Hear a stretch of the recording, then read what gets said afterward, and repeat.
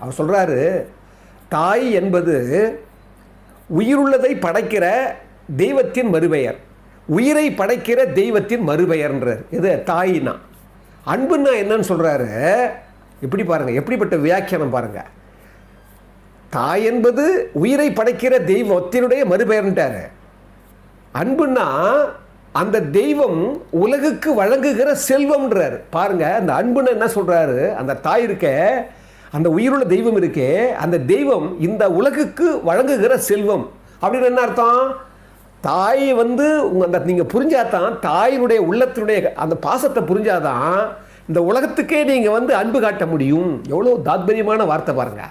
அதுக்கப்புறம் மூணாவதாக சொல்கிறாரு, தாய்மையை சொல்கிறார். தாய்மைன்னா என்ன?